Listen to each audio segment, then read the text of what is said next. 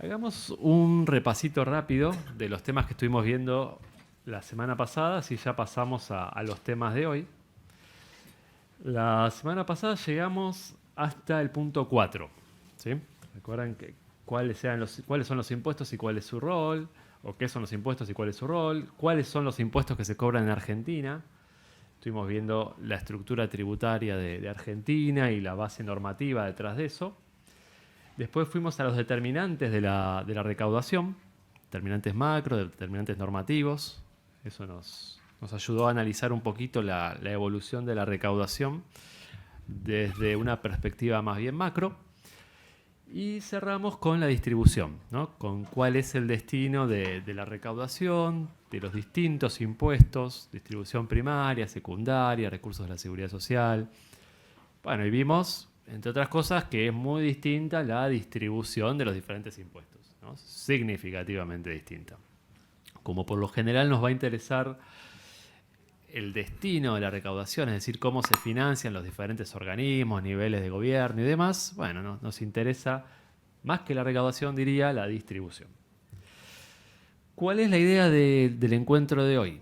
Primero, retomar un poquito el enfoque más macro para darle un cierre a ese primer bloque que llamamos enfoque macro de la recaudación, que es haciendo un paneo general de la información tributaria que vamos a encontrar en el proyecto de presupuesto. ¿Sí?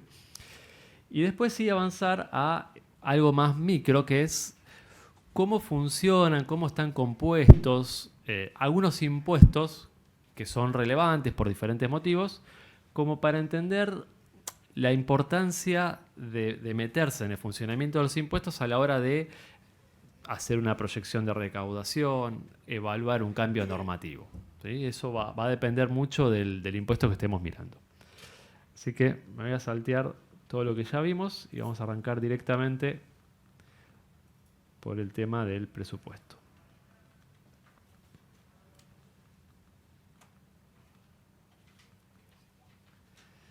Muy bien. Como seguramente la mayoría sabe, la Oficina de Presupuesto del Congreso tiene como una de sus tareas principales anualmente analizar el proyecto de presupuesto. ¿Sí? En particular, nuestra dirección, la Dirección de Análisis Fiscal Tributario, se ocupa de la evaluación de toda la información tributaria que venga contenida en el proyecto de presupuesto. ¿Sí? Nuestro trabajo típicamente es cuando se presenta el presupuesto en septiembre. Hacemos un informe general, un paneo general de lo que trae el presupuesto, los números macro, los números de resultado y demás. Y después hacemos un informe específico de recursos. ¿Por qué un informe específico de recursos? Porque hay mucha información tributaria en el proyecto de presupuesto. ¿Sí? Uno puede ir desde el cuadro resumen de recaudación a la distribución de esa recaudación, que es el producto final de lo que nos interesa ver cuando analizamos el presupuesto. Entonces vamos a hacer un paneo rápido para ver qué nos vamos a encontrar en el proyecto de presupuesto típicamente, ¿no? En general la estructura del proyecto de presupuesto es bastante estable. Se innovó un poco en los últimos años con la famosa separata de gasto tributario, que le sonará porque fue un tema que estuvo en todos los medios, pero normalmente la estructura es bastante estable. En términos de tributos, las secciones relevantes son las proyecciones macro, ¿sí? Que esto se vincula este punto y el siguiente, que son las prioridades de las políticas públicas, con los dos principales determinantes de la recaudación, que son cambios normativos y contexto macro, ¿no? Cuando uno ve las proyecciones macroeconómicas, le está dando el contexto macro a las proyecciones. Por ejemplo, si yo veo que, no sé, sube mucho el tipo de cambio, yo ya debería esperar un aumento de los impuestos vinculados al tipo de cambio. No sé, impuesto país, derechos de expo, derechos de impo, tasa de estadística, percepciones aduaneras de IVA y ganancias. Las prioridades de política pública a veces, no siempre, nos van a dar información sobre política tributaria. No siempre, ¿sí? Eso es una sección un poco más difusa. Después viene ya la sección de estimación de recursos tributarios, donde nos van a presentar la estimación anual de los recursos tributarios con cierto nivel de agregación. No es que nos van a decir impuesto por impuesto o mes por mes cuánto se va a recaudar, sino que son números más agregados, ¿no? Eso requiere trabajo en general para analizarlo. estimación de los gastos tributarios. No recuerdo si hablamos de los gastos tributarios la clase pasada, pero gastos tributarios son básicamente es una pérdida de recaudación por tratamientos diferenciados a determinados bienes, servicios, sectores, regiones. ¿Sí? Sería teóricamente algo así como recaudación que se está perdiendo por darle beneficios a determinados contribuyentes. ¿Sí? Y es una medida del costo recaudatorio de medidas que no están reflejadas en el presupuesto como una partida presupuestaria, ¿no? Porque no es un gasto efectivo, no es plata que se le está pagando a alguien, sino que es plata que no se le está cobrando a alguien. ¿Sí? Los recursos tributarios de la APN, ¿sí? En la sección 4,3 tenemos los del sector público. Ya en la sección 5,1 tenemos una primera distribución que es la Administración Pública Nacional, que es un subconjunto, ¿no?, del sector público. Presupuesto de fondos fiduciarios, otros entes y empresas y presupuesto consolidado. Todo eso en la sección del mensaje de remisión que acompaña el propio proyecto de presupuesto. Dentro de lo que es el proyecto de presupuesto, en el articulado, suele haber un capítulo 4 de cupos fiscales. Muchos de los gastos tributarios tienen cupos fiscales, es decir, se da un beneficio, pero se le pone un techo por un cupo fiscal, ¿no? No sé, yo te voy a reducir el impuesto a los débitos y créditos, pero con un tope de 1.000 millones por año. ¿Sí? Una vez excedido ese tope, el beneficio no aplica más. Relaciones con las provincias, que tiene que ver con la coparticipación, pero también con otros tipos de transferencias. Política de administración tributaria, ahí es donde vamos a encontrar el grueso de la información sobre los cambios normativos que van a afectar las proyecciones de recursos.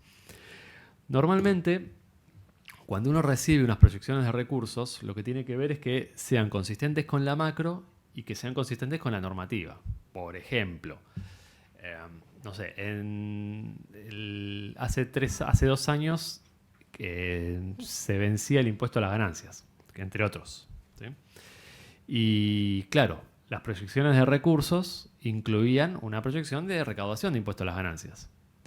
Eso en principio no era consistente con la normativa, pero había en el articulado del proyecto una prórroga del impuesto a las ganancias.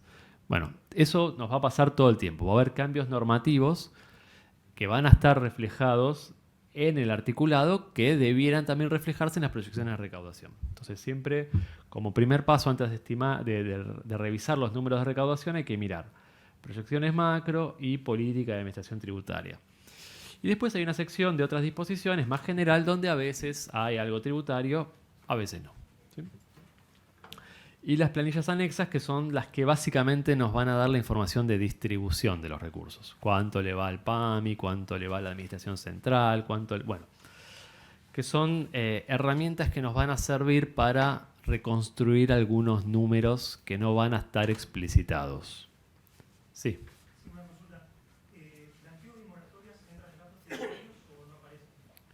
Bueno, todavía es un proyecto, ¿no? Pero en principio la moratoria no va a gasto tributario, ¿sí? Y el blanqueo tampoco, porque no hay en principio un tratamiento tributario diferenciado, sino que es un régimen específico donde se cobra un impuesto por regularizar ciertos bienes. ¿Sí?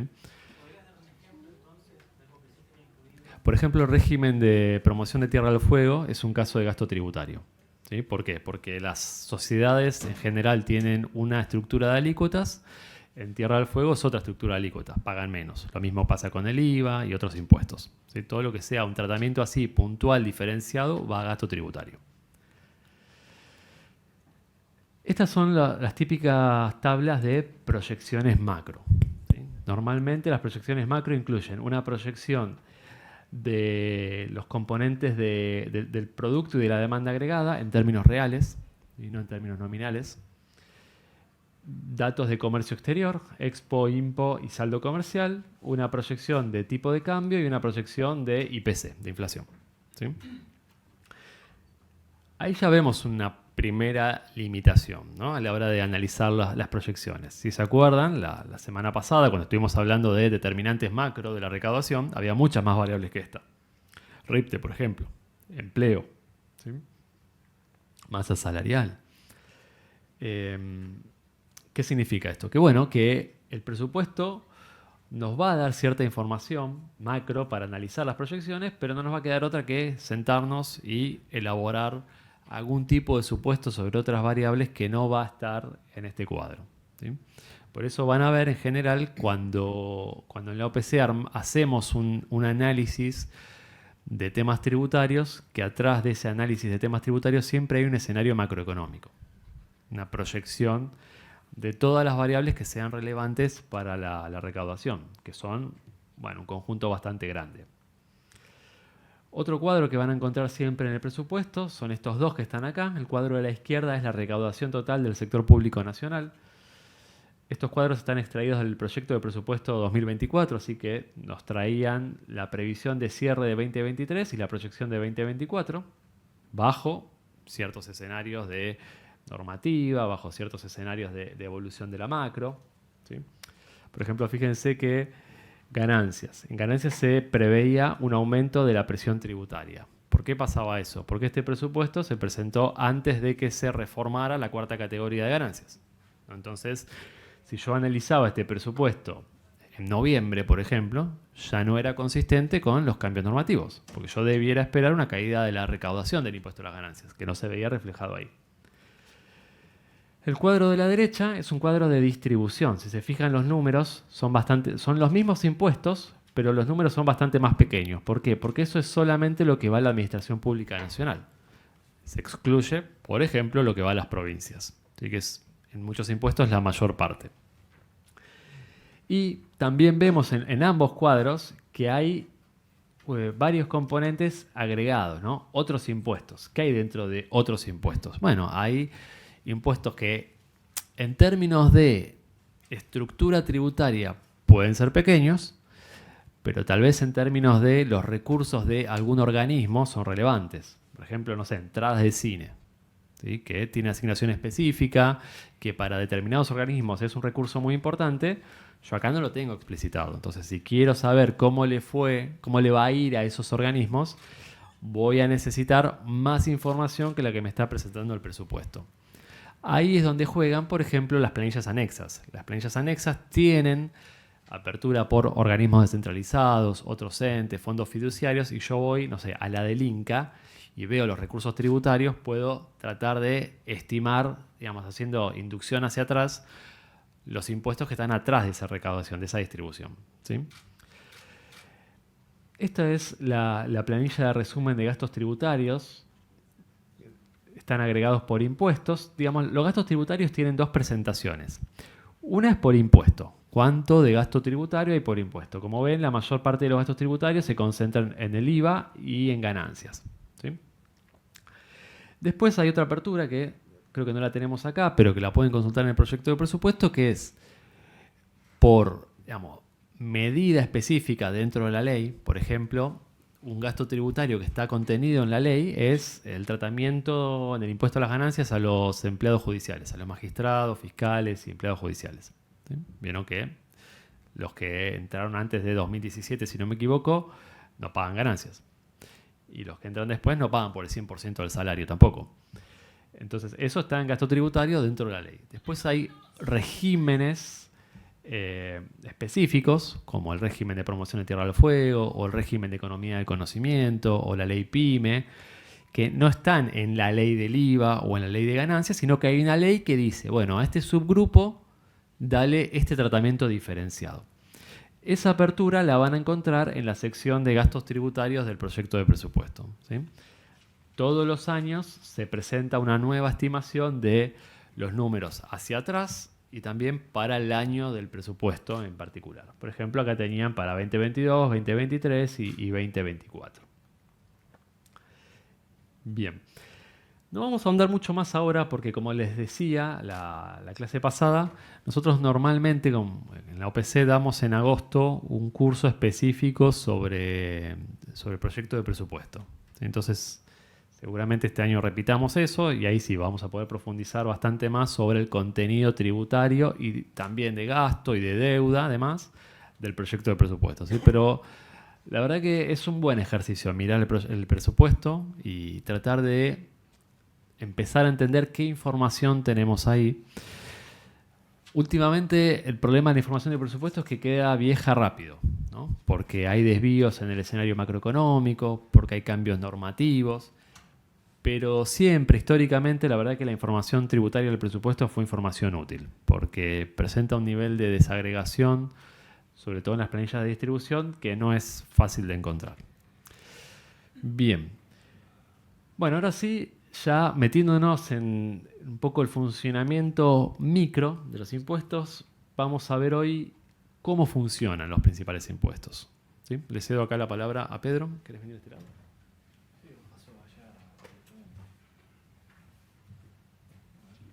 Hola. Sí. Bueno, para meternos un poco en la relación micro del impuesto con la relación macro de los determinantes que señala Martín, vamos a, de esta estructura tributaria que vimos en la clase pasada, analizar un poco algunos de estos componentes de la estructura, básicamente por el funcionamiento propio de esos impuestos y para tratar de ver la relación entre la normativa vigente dentro de la ley y la normativa vigente dentro de la reglamentación, ¿sí? Donde, como decía Martín anteriormente, en la clase pasada, existe un margen importante de diferencia de recaudación entre lo que está explícitamente normado y votado dentro del Congreso y lo que luego está delegado como reglamentación en el Poder Ejecutivo. Entonces vamos a meternos un poco en qué dice la ley del impuesto sobre los bienes personales. Es un impuesto cuyo hecho imponible es la tenencia, los sujetos imponibles son los residentes en el país y por todo su patrimonio y los del exterior por el patrimonio que tienen en nuestro país. Tiene las principales exenciones planteadas principalmente en activos financieros por cuestiones de elusión y por cuestiones de incentivo a atracción de capitales muchas veces. La base imponible está determinada en un momento específico que es el 31 de diciembre de cada año, o a las valuaciones del día hábil anterior que se pueden encontrar, y presenta un mínimo no imponible respecto del total de la base y además una exclusión del monto de casa-habitación que en el proyecto de ley que ingresó se modificó, ¿sí? De los 137 millones de casa-habitación pasó a 350 y el mínimo no imponible de 27 millones pasó a 100. Eso es lo que determina la normativa. Con esa base imponible ingresamos a 2 tablas de alícuotas hoy en día.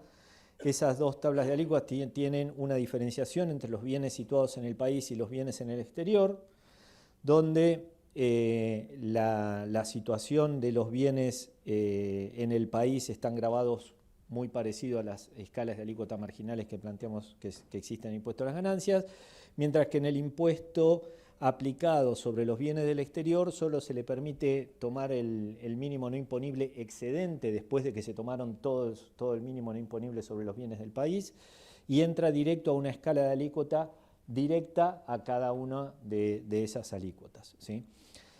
Tiene, además de estas alícuotas generales, tiene algunas alícuotas diferenciales aplicadas sobre los bienes en el país pertenecientes a no residentes, algunas presunciones sobre sociedades no residentes, acciones y participaciones y fideicomisos no financieros.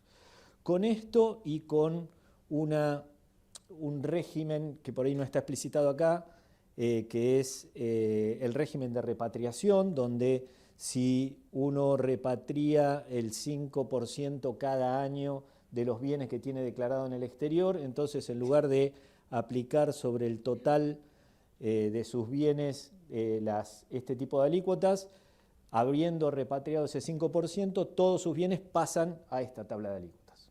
¿Está bien? Entonces es un incentivo, digamos, a la repatriación de patrimonio. Hasta acá entonces, con todos estos, esta estructura planteada en la ley, se puede llegar a lo que el legislador permite como determinación del impuesto, ¿no? Como habíamos visto la clase pasada, para que un impuesto se pueda efectivamente aplicar necesita tener una materia imponible, un hecho imponible, un sujeto y un monto. Entonces todo eso está determinado en la ley. Hasta ahí podemos llegar y luego tenemos que entrar a lo que dentro de la reglamentación se establece como la forma de pago del impuesto, ¿no? Entonces, este impuesto tiene una declaración jurada anual que se realiza recién en junio del año siguiente al que se determinó el monto del impuesto, pero después se paga, luego de esos luego de esa declaración jurada, se paga en 5 anticipos iguales, bimestrales, en adelante, ¿no? Además, existen mecanismos de percepción que uno ya pagó, como por ejemplo las percepciones sobre la compra de dólares, ¿no? Dentro del momento de aplicar el impuesto país, que uno las puede descontar de la declaración jurada, y entonces ahí aparece un monto de declaración jurada nuevo para ingresar en ese momento como impuesto determinado. Las personas humanas y las sucesiones indivisas en el exterior ingresan el impuesto directamente en el momento de declaración jurada. Las acciones y participaciones también tienen una fecha de pago único y definitivo. Y entonces, esto que planteamos acá plantea una diferencia importante entre lo que es el monto del impuesto determinado en cada año y el pago o la recaudación del impuesto en cada año. Entonces, ¿qué es lo que queremos plantear con esto? En el año 2024, por ejemplo, ¿sí?, la recaudación de 2024, que si no hubiese reforma tributaria tendríamos que hacer sobre la ley que existe hoy en día en junio de este año, vamos a hacer una declaración jurada, determinamos un impuesto, de ahí aparece también un saldo de declaración jurada del impuesto determinado respecto a las percepciones que tengo, y voy a hacer para los años subsiguientes estos 5 anticipos, ¿no?, en adelante. Pero la recaudación de 2024, ¿cómo está formada entonces? Está formada por los anticipos que determiné yo en los años anteriores.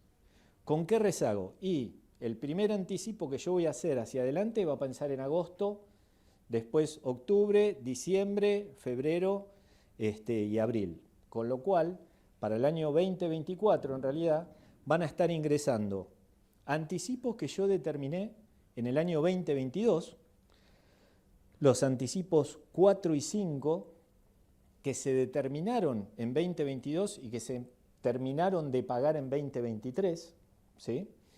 Los de 2023, los anticipos 1, 2 y 3 de 2023, determinando entonces una escala de pago del anticipo que viene muy retrasada respecto de lo que uno declara efectivamente cada uno de los años.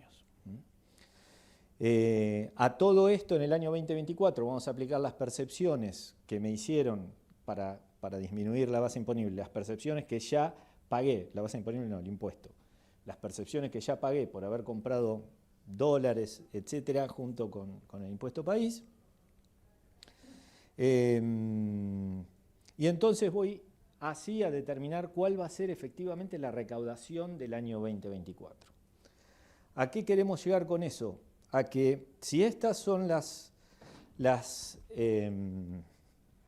proyecciones que realizamos para la ley bases ingresadas en enero, ¿sí?, donde el impuesto determinado de cada uno de los años para el año 2021, 2022 y 2023 es esta línea de acá, en realidad el impuesto determinado teórico que se viene cobrando, que se debería ir cobrando 21, 22 y 23, es esto del PBI, ¿sí?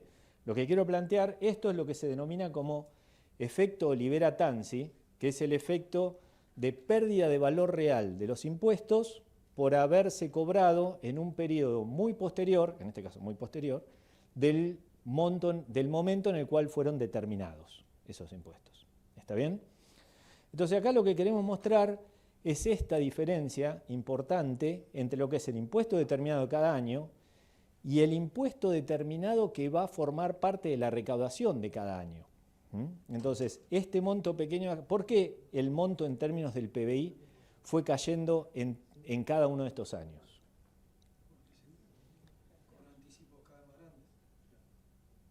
¿Por? No, porque el anticipo en términos reales respecto del PBI con una inflación más alta es cada vez menor. ¿Está bien? Entonces, en realidad, si no existiera nominalidad, como le llamamos nosotros en tributación, ¿no? Tanto cantidades como precios, pero en este caso principalmente precios, si no existiera inflación, estos dos montos serían lo mismo. Si no hay inflación, lo que yo determiné el año pasado es lo mismo, si no hay modificación del valor de mis bienes es lo mismo, y entonces estas dos barritas serían iguales.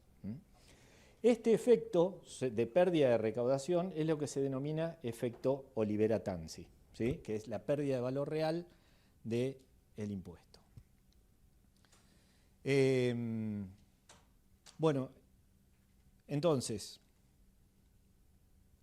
en el proyecto de ley bases lo que se planteaba, y ahora en el nuevo proyecto también lo que se plantea, es modificar el impuesto sobre los bienes personales del año 2023 en adelante, ¿sí?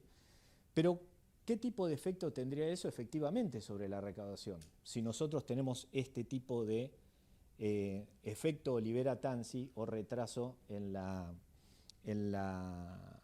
recaudación. Si nosotros quisiéramos hacer este mismo gráfico, ¿sí? De acá en adelante, y tenemos 2 años de atraso, o 1 año y medio de atraso en la recaudación del impuesto, yo tendría que poder vislumbrar hacia adelante, siendo que el proyecto de ley además modifica hasta 2027, cuál sería el nivel de precios del año 2029 prácticamente.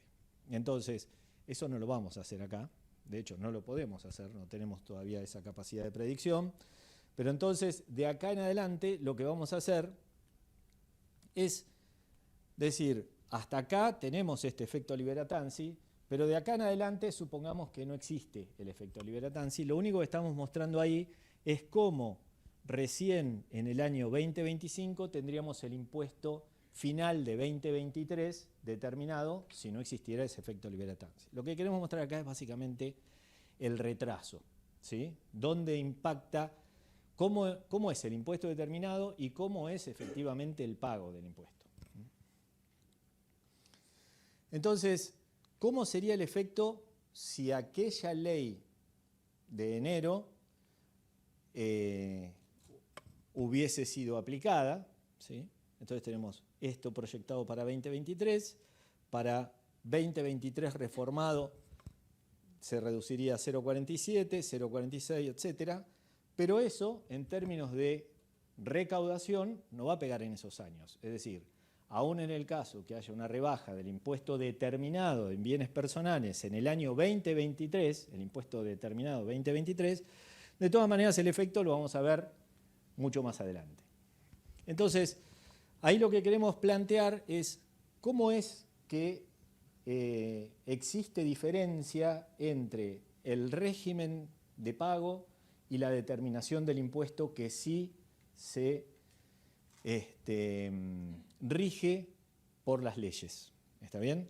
La determinación del impuesto solo puede ser modificada por ley, como habíamos planteado en la clase pasada, pero los regímenes de pago están sujetos a reglamentación.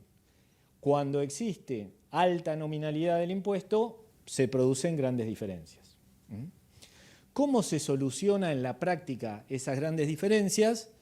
Básicamente, adelantando impuesto a través de regímenes de pago, como pueden ser retenciones y percepciones. Entonces, si esto es el impuesto determinado teórico que veníamos planteando anteriormente, que en la efectividad de la recaudación es esto de acá, es decir, fíjense que algunos puntitos se pierden en la recaudación del impuesto determinado respecto de lo que fue el impuesto del impuesto determinado teórico.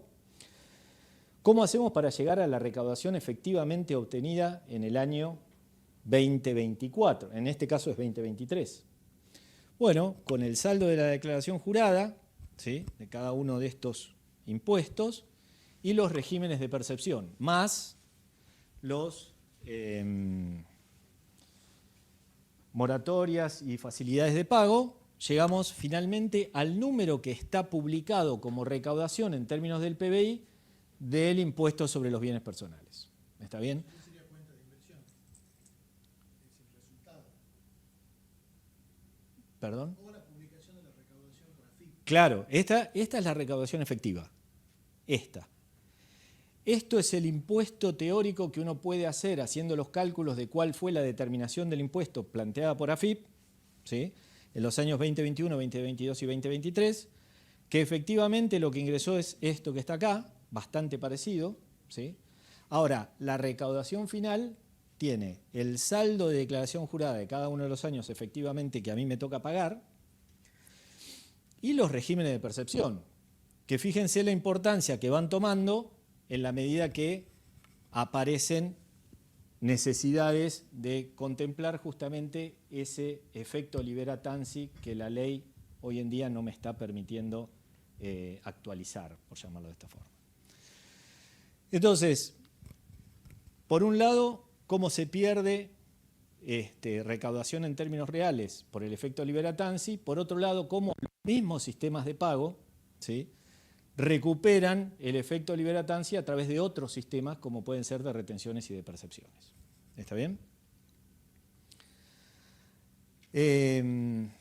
Vayamos ahora a otros aspectos que hay que tener en cuenta también en el momento de analizar algún proyecto de ley que tiene que ver con el funcionamiento del IVA. Ahí vimos cuál es el efecto sobre la recaudación del impuesto sobre los bienes personales. Sí. ¿Sí? Cuando tiene que proyectar, imaginemos que estamos en el año 2023, Sí. somos presupuesto, economía, agosto, julio, estamos preparando el presupuesto. Sí. Para proyectar cuánto me recauda bienes personales, en definitiva, lo que a mí me interesa para el ejercicio fiscal siguiente son los dos últimos anticipos, 4 y 5, el saldo, la determinación que se haga el año que viene, menos esos dos anticipos, me va a dar una diferencia, más los 3 anticipos, el 1, 2 y 3, del ejercicio siguiente. Sí. Ese es el cálculo que hacen para estimar cuánto Recaudación ese impuesto. respecto de impuesto determinado. ¿Está bien? Es decir, si hay una... la pregunta es, ¿hay una modificación legislativa? No, está bien. El supuesto que estuviera estable la legislación. Sí, Claro, si sí. hay una modificación, Perfecto. pasa todo esto, ¿no? Correcto. ¿Sí? Vos tenés los 5 anticipos, la DJ. Divididos en dos ejercicios fiscales. Sí, van a ser 2 anticipos del ejercicio 2022 y estamos en 2024, 3 anticipos del ejercicio 2023, el saldo de DJ de 2023 y lo que venga de percepciones. En ese ejercicio En ese año 2024. saber porque podrían hasta modificarlo. Totalmente, ahí tenés que hacer un supuesto. Sí. Por eso también es que decimos, bueno, de acá en adelante, si yo quisiera hacer la estimación de bienes personales para adelante, bueno, ¿qué supongo que va a ocurrir con esto? ¿Va a existir el impuesto país? Si existe el impuesto país, ¿va a haber percepciones respecto de la compra y venta de dólares, etcétera? Es decir, por eso hacemos este señalamiento acá. El nuevo proyecto ingresado que prevé la posibilidad del pago anticipado y la baja de alícuota Sí. va a ser un lío, porque si lo terminan derogando va a ser un problema. Terminan modificándolo. El que pague anticipado de los 5 años que plantea el proyecto este último que ingresó hace 2 días, Sí. tiene ese problema. ¿Sobre qué se va a tomar las percepciones, decís? Bueno, Pagás anticipadamente, te cobran una alícuota diferente, dentro de 3 años, 4 años derogan el impuesto, lo modifican y pagaste por ejercicios fiscales futuros que en realidad no vas a recuperar.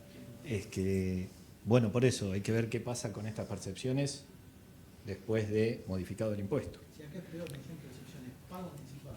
Claro. Igual tiene estabilidad, el proyecto prevé que Tiene tenga estabilidad. Tiene estabilidad. Pero arriesgás, viste que como nacionales de ganancia le iban a bajar y lo bajaron, ¿no? sí, sí, Es una apuesta, sí. Y el impuesto en principio está vigente hasta el 2027, ¿no?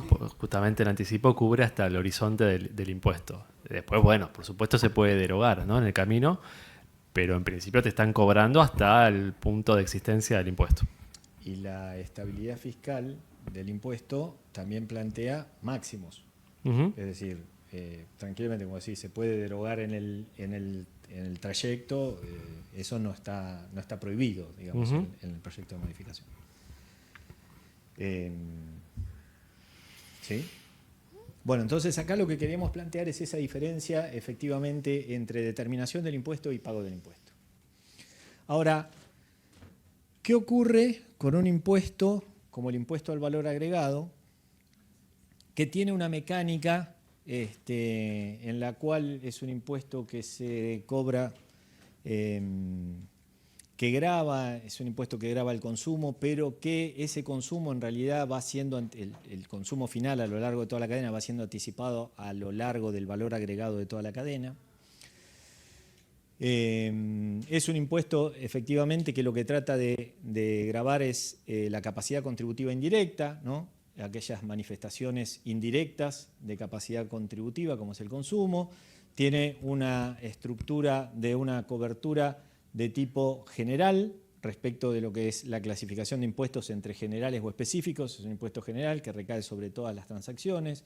Las alícuotas es un impuesto de alícuotas relativamente uniformes, a diferencia de internos, por ejemplo. ¿Sí? Es de aplicación multifásica, ¿sí? Y dentro de estos multifásicos, es decir, ¿qué es un impuesto de tipo monofásico? Un impuesto, por ejemplo, sobre los cigarrillos, que recae sobre el consumo, pero en realidad lo pagan a nivel de productor, etcétera, pero cae sobre una sola de las fases. ¿Está bien? El impuesto al valor agregado cae sobre todas las fases, igual que ingresos brutos. Y en este tipo de impuestos se los clasifica además por el tipo de distorsión técnica que pueda llegar a tener. Entonces, un impuesto que recae sobre todas las bases puede ser acumulativo, como es el impuesto sobre los ingresos brutos, donde dentro de la base de aquel que compra ya tiene impuesto y no se puede descontar, cosa que sí ocurre en el impuesto al valor agregado, donde entonces dentro de los acumulativos, valor agregado es no. ¿Está bien? Es decir, es un impuesto general de alícuotas relativamente uniformes, con algunas alícuotas en particular, y de aplicación multifásica no acumulativa. ¿Cómo es que funciona ese tipo de no acumulación del impuesto? Lo vamos a ver ahora con algunos ejercicios, pero entonces el objetivo de este impuesto sobre el consumo lo que pretende es justamente obtener recursos que cumplan con las características de flexibilidad que vimos en la clase anterior, con el principio de suficiencia porque ocupa una gran parte de la recaudación y que resulte relativamente eficiente en la medida que no altere sustancialmente los precios relativos de los bienes. Entonces, por eso se aplica a alícuota general. Eso en términos teóricos. Entonces, a través del método de sustracción de base financiera, el impuesto lo que hace es recaer a lo largo de toda la cadena, se va recaudando el impuesto de forma neta entre débitos y créditos, hasta quien no se puede tomar un crédito fiscal, que termina siendo o aquel sujeto exento, o aquel monotributista, o aquel consumidor final, no tiene contra qué descontar el impuesto y termina siendo un consumidor que paga la totalidad del impuesto al valor agregado que vino generándose a lo largo de la cadena. ¿Quiénes pagan? Todos aquellos que vendan cosas muebles, obras, locaciones adentro del país, o sea, es un impuesto sobre el consumo, con lo cual grava las importaciones y desgrava las exportaciones. ¿Okay? El objetivo es gravar lo que se consume adentro del país.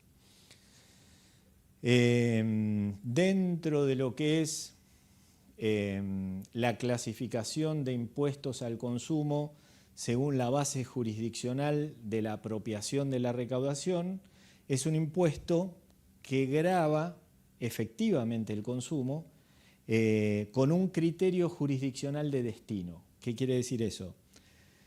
La jurisdicción que termina recaudando totalmente el impuesto es la jurisdicción donde el bien efectivamente se consume. Por eso grava las importaciones y desgrava las exportaciones. ¿Cómo se llegó a que este impuesto sobre el valor agregado termine siendo el impuesto al consumo más difundido en el mundo? justamente porque la propia competencia tributaria de cada uno de los países para lograr ganar mercados en el exterior y a su vez gravar los bienes importados de igual manera que se gravan los bienes producidos en el interior, terminó en este criterio final de destino del impuesto. Entonces, cuando todos nosotros empezamos a competir y desgravar las exportaciones para tratar de ganar mercados externos, y a su vez, dentro de mis fronteras, yo quiero que tanto los importados como los producidos internamente paguen lo mismo, lo que tengo que hacer es desgravar las exportaciones y gravar las importaciones de igual forma con la que yo estoy gravando los bienes internos. Eso es como finalmente se terminó generalizando la imposición al consumo en el mundo a través del impuesto al valor agregado. Bien. El ámbito espacial es la territorialidad, como les explicaba recién, entonces desgrava las exportaciones que aparecen como exentas, pero en realidad están gravadas a tasa cero, grava las importaciones, las prestaciones realizadas en el exterior para su utilización en el país, es decir, importación de servicios, etc. Los sujetos son todos aquellos que hagan habitualidad, responsables sustitutos de aquellos que, por ejemplo, tengan un bien en el país y lo estén locando y no sean sujetos del país. Tiene alícuotas generales y una alícuota general del 21%, alguna alícuota reducida y una alícuota para algunos tipos de servicios solamente, y tiene exenciones básicamente al libro, ciertos alimentos, servicios educativos, obras sociales y las exportaciones, cuando en realidad el criterio jurisdiccional, de nuevo, las exportaciones, si es un impuesto de consumo, no están gravadas. El mecanismo por el cual no terminan estando gravadas es porque se le aplica una alícuota cero que se le denomina, donde al exportador se lo exime por la exportación, pero a su vez se le devuelve todos los créditos fiscales que tenía pagado hasta el momento. Es un impuesto de liquidación mensual, excepto para algunas actividades específicas. Y en la liquidación del impuesto, en esta declaración jurada mensual, además tiene regímenes de retención cuando vende el productor o de percepción en el momento que compra el productor.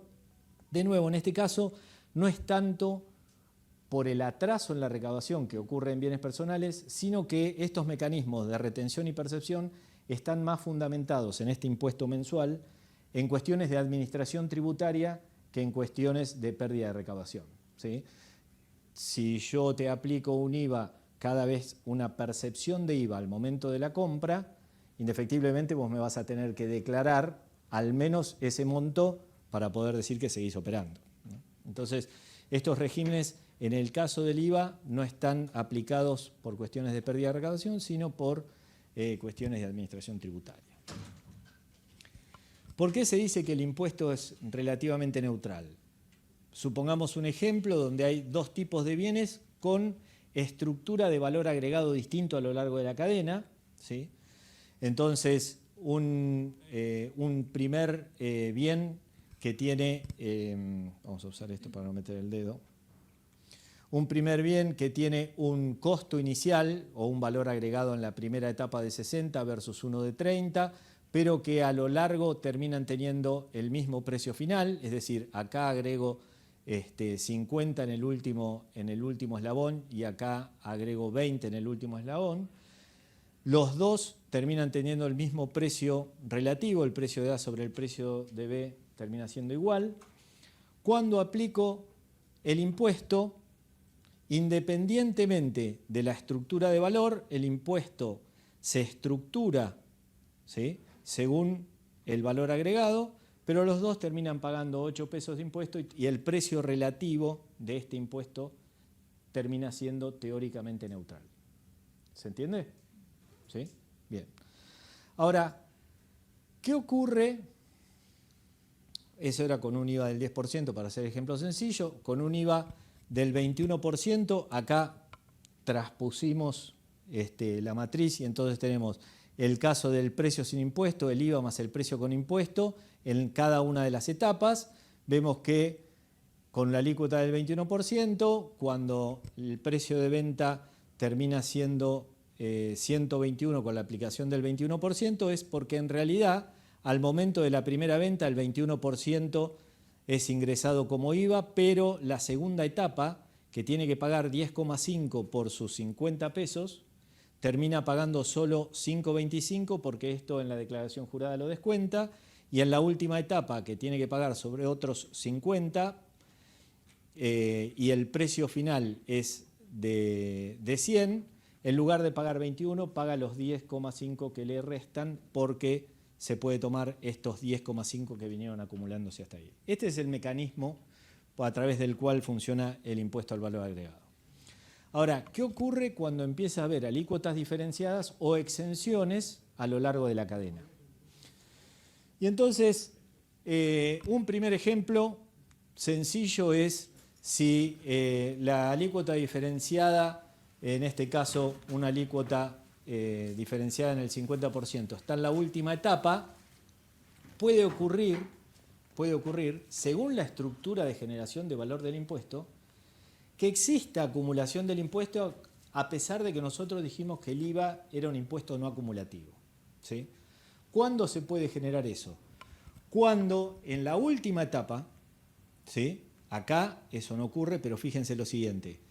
En esta última etapa, el impuesto al valor agregado que tengo que aplicar sobre 100 no es 21% porque tiene una alícuota diferenciada del 50%, ¿sí? Tiene que aplicar 10,5 de impuesto. Como vino pagando en sus compras 10,5 de impuesto, le da para pagar 0, ¿sí? Y el precio final termina siendo reducido en ese 10,5 de impuestos. ¿Está bien? Ahora, en ese ejemplo eso funciona porque en esta casualidad que planteamos acá, el impuesto que le da a pagar es al menos tan grande como el impuesto que ya tiene pagado en las compras.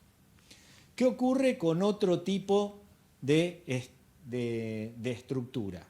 Y entonces, supongamos que en este caso tiene que pagar 10,5, pero en la etapa anterior, ¿sí?, el IVA ingresado es de 7,35 y de 5,25, y entonces este 10,5 lo tiene que restar a estos 12,6 efectivamente que tiene pagado en sus compras, en la última factura, ¿sí?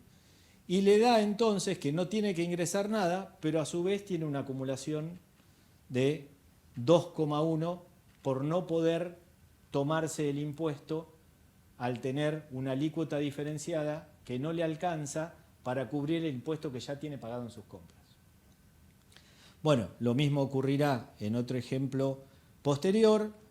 Lo que queremos plantear con esto es que el impuesto es neutral en la medida que todos paguen exactamente la misma alícuota, ¿sí?, o que el valor agregado de la etapa siguiente, ¿sí?, alcance para cubrir el impuesto correspondiente al impuesto pagado en la etapa anterior.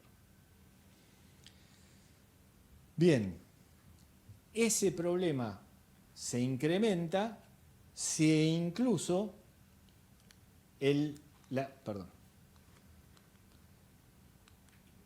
si la exención está hecha en una etapa intermedia. Porque luego de la etapa intermedia puede ocurrir que la persona que no se pudo descontar el impuesto de la etapa anterior lo tenga que trasladar a los precios de la etapa siguiente, ¿sí?, generando una acumulación que en algunos casos puede provocar que el incremento de precios fuera mayor al que si se hubiese aplicado la alícuota general a lo largo de toda la cadena. Bien, ¿qué es lo que puede ocurrir entonces al momento de analizar este tipo de impuestos que aplicado de esta forma en el conjunto de algún proyecto de ley? Se presentó en el año 2020, creo, un proyecto para tratar de disminuir el IVA a los productores regantes electrointensivos, generalmente en las zonas olivícolas muy secas de Cuyo, ¿sí?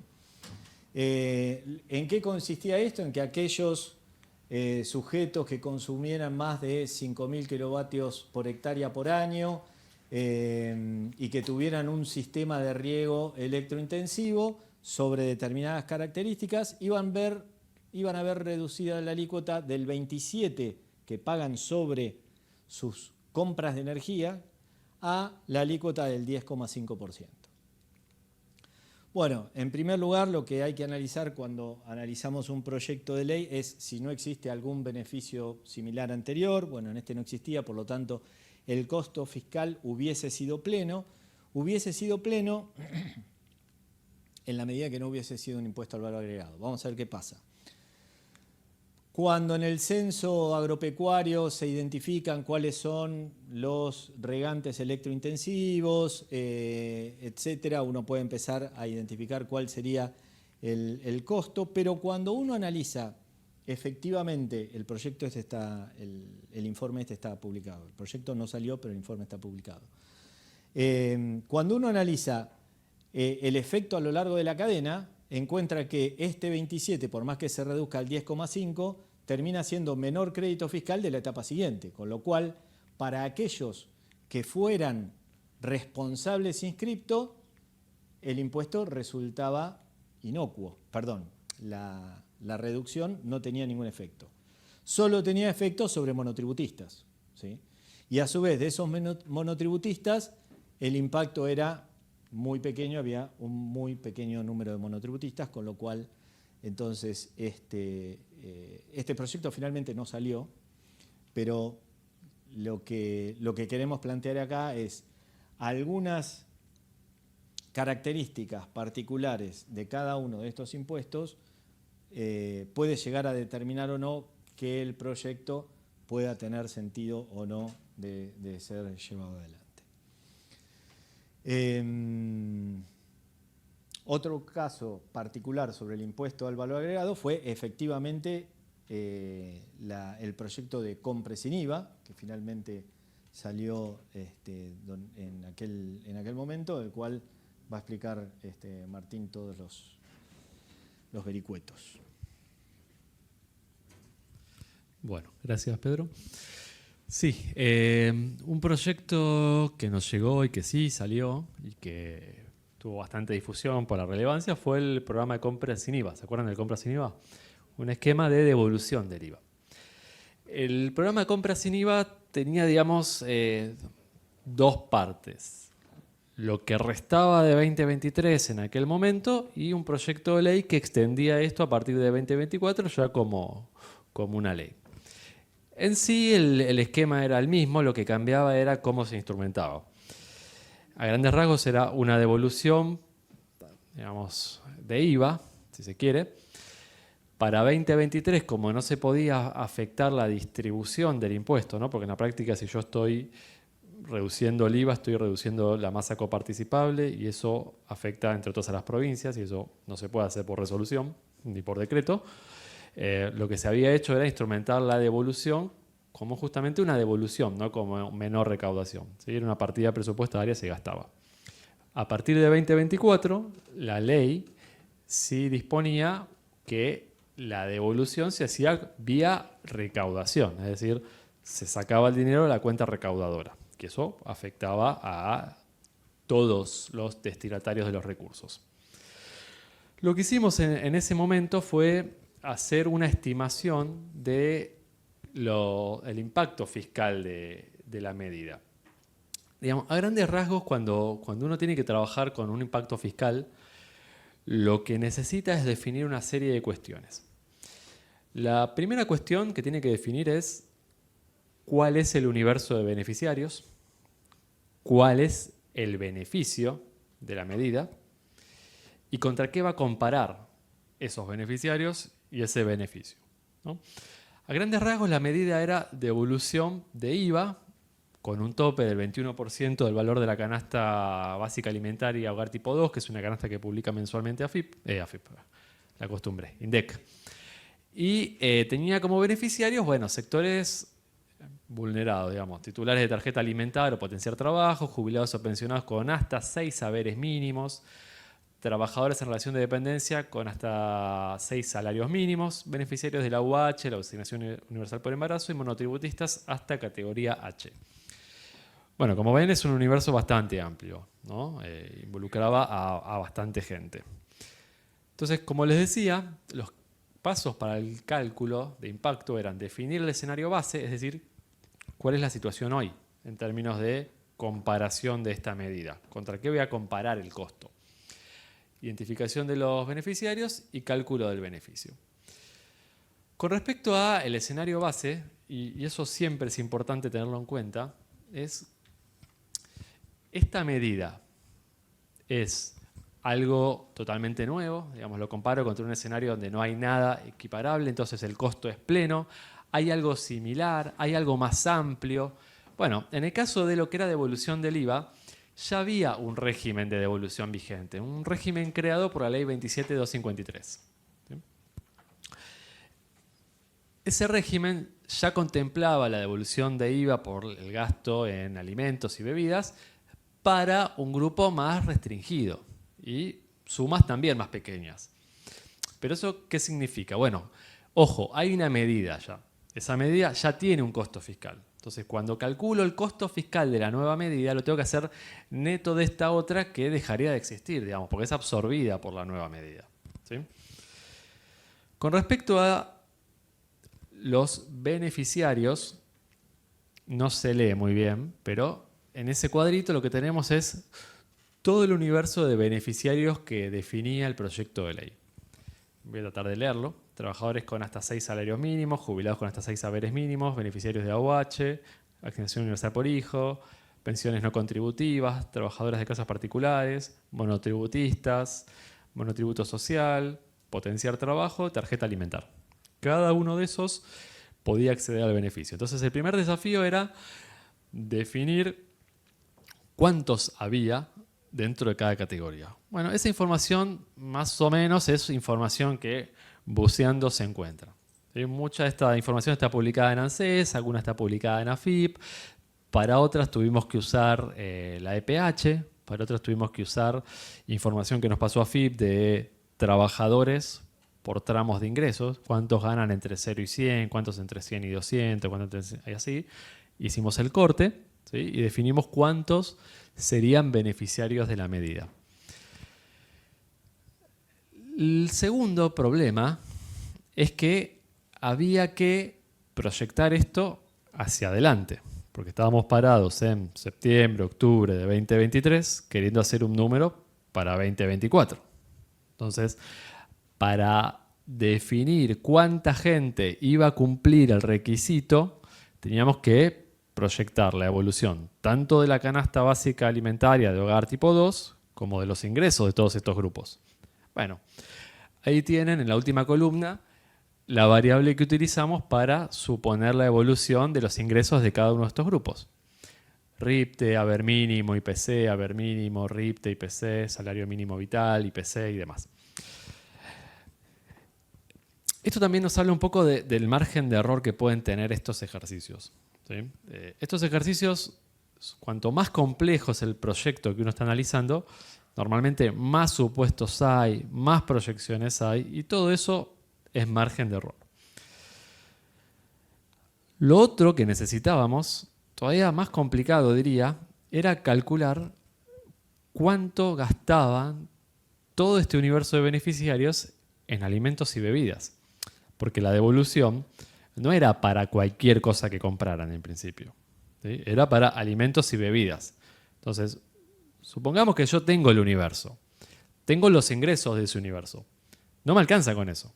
Necesito saber cuánto van a gastar en alimentos y bebidas para saber cuánto podría ser la devolución de ese 21% del gasto, con un tope además. ¿Sí? Ahí también tuvimos que hacer un análisis básicamente caso por caso. ¿Sí? En los casos en los que los ingresos son muy bajos, por ejemplo, potenciar trabajo, AUH, asignación por embarazo, tarjeta alimentar, bueno, un supuesto razonable es que el 100% se gasta en alimentos y bebidas. ¿no? Seguramente lo que no es alimentos y bebidas es marginal. Pero a medida que va subiendo el ingreso del grupo beneficiario, es esperable que se diversifique un poco el consumo, ¿no? Que salgamos de alimentos y bebidas y que tengamos gastos en educación, en transporte, en ropa, cosas que son también primera necesidad, pero no son alimentos y bebidas. Entonces, ¿qué hicimos ahí?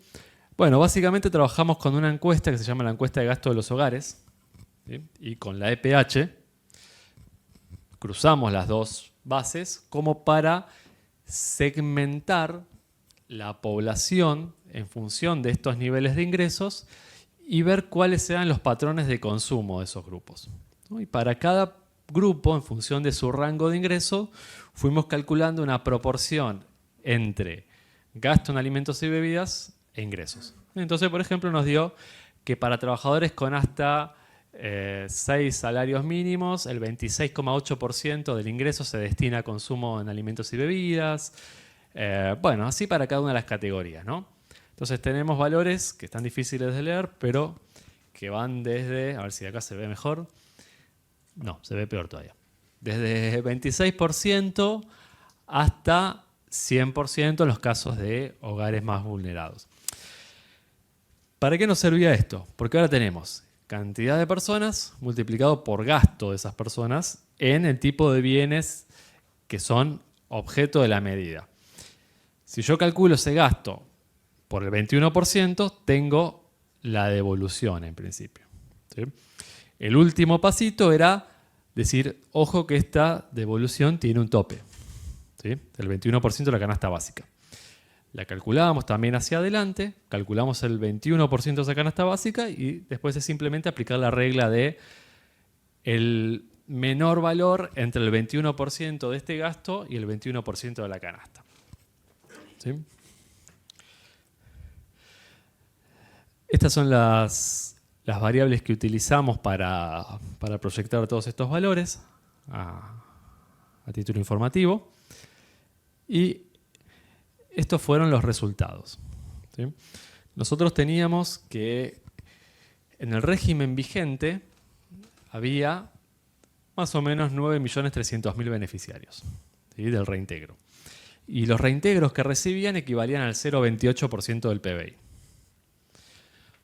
Bajo el proyecto de ley, en aquel momento el 018 Poder Ejecutivo del 2023, la ley Compre sin IVA hoy, pasaba a haber un universo de beneficiarios de más de 21 millones de personas. Hay una diferencia de casi 12 millones.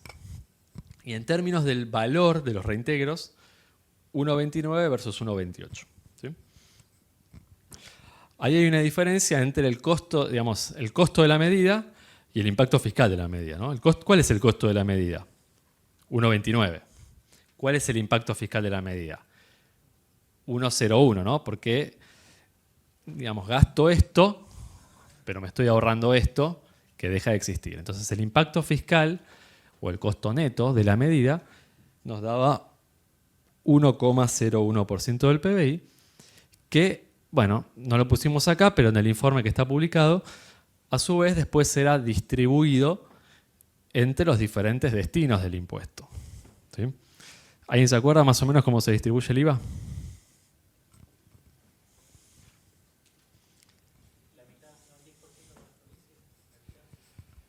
El IVA tiene un 11% de asignación a la seguridad social, el resto es coparticipable. Y de lo coparticipable, a grandes rasgos, 60% va a las provincias, ¿no? Entonces, este era uno de los temas de este proyecto, ¿no? Que era una medida tomada por nación que afectaba a recursos provinciales, ¿no? Por eso era importante que se tratara en el Congreso. Y por eso, en lo que se hizo durante 2023, que no pasó por el Congreso, lo que hizo la nación, teóricamente al menos, era poner el costo de la medida de su bolsillo con una partida presupuestaria, ¿no? Para no afectar la coparticipación de las provincias y otros destinos.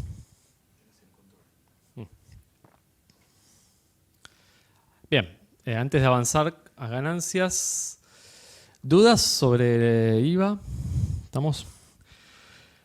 Bueno, vamos a otro de los impuestos de moda, ¿sí? El impuesto a las ganancias.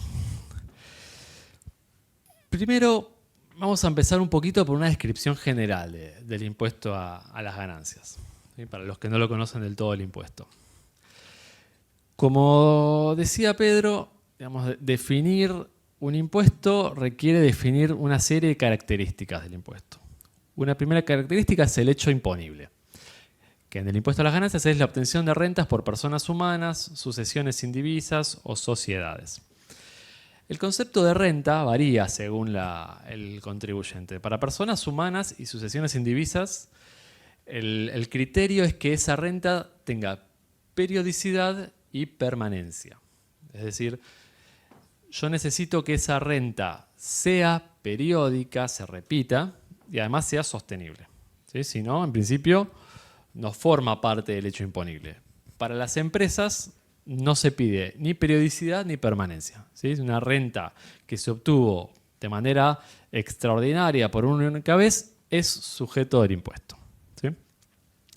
Están alcanzados los residentes por las rentas en el país y en el exterior, aunque si tributaron en el exterior por esa renta, pueden tomarse eso como un pago a cuenta. Y los beneficiarios del exterior, que son aquellos que obtienen rentas en el país, pero no son residentes en el país. Por ejemplo, no sé, Netflix, si me vendiera un servicio de Estados Unidos, ¿sí? Se hace una presunción de ganancia por ese servicio y paga ganancias por esa venta que me hizo. ¿Sí? Hay exenciones varias, instituciones religiosas, entidades de beneficio público, remuneraciones de diplomáticos, algunas rentas financieras. ¿Sí? Y las categorías de la renta son rentas del suelo, renta de capital, beneficios empresariales y la famosa cuarta categoría que es trabajo personal en relación de dependencia y otras rentas que son básicamente jubilaciones, pensiones, trabajo de funcionarios públicos y demás.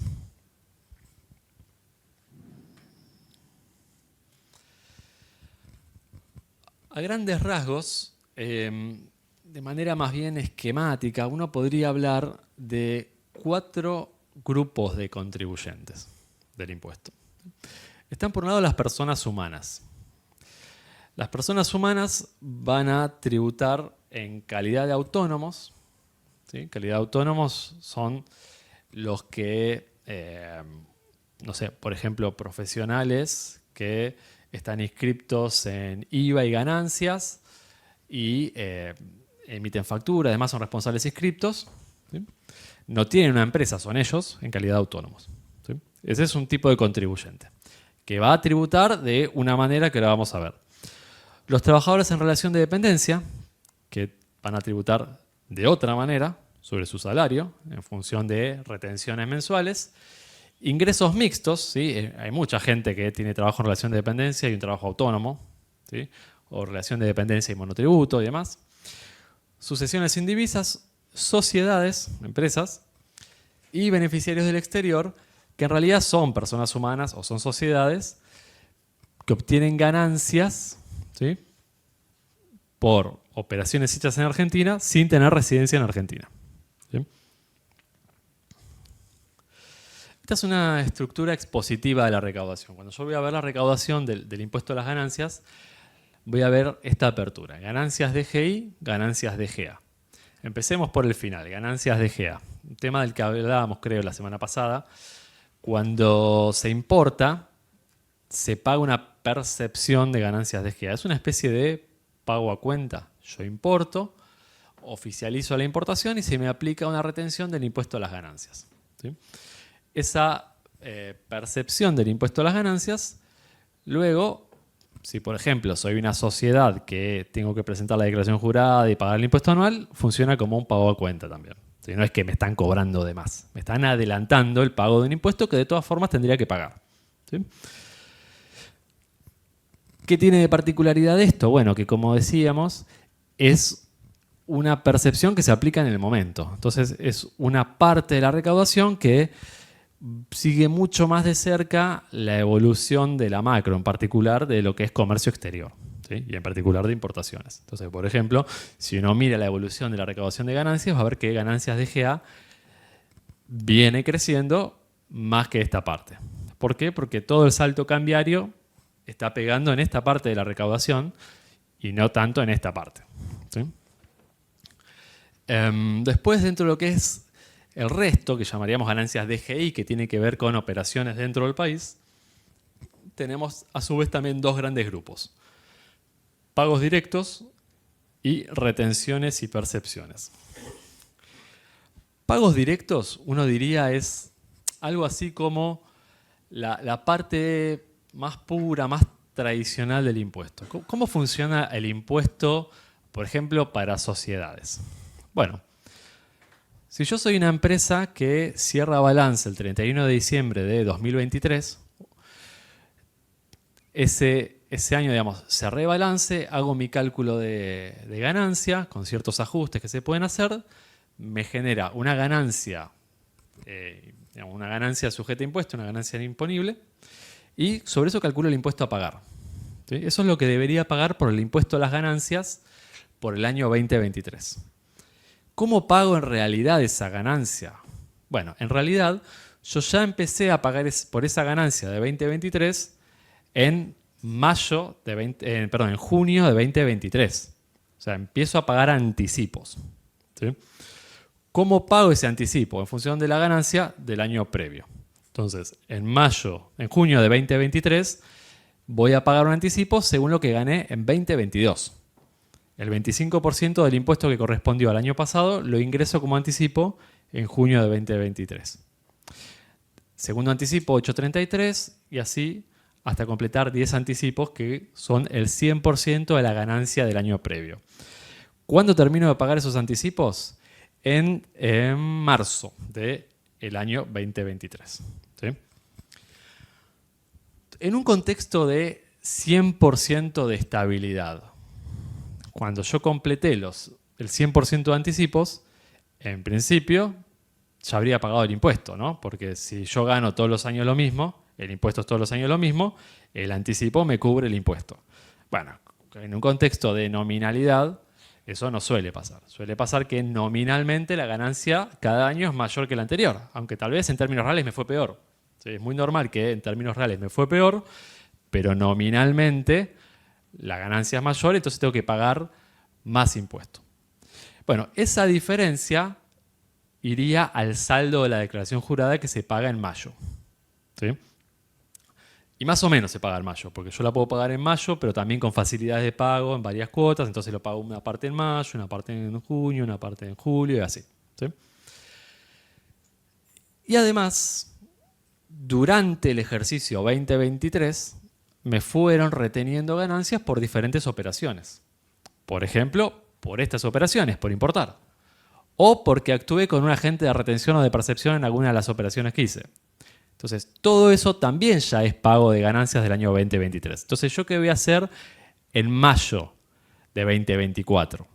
Voy a decir, bueno, el impuesto me dio 100. Yo anticipé, vía anticipos, 40. ¿Sí? Me quedarían 60 para pagar. Pero además me retuvieron otros 30. Lo que realmente me queda por pagar son 30. ¿Sí? Esos 30...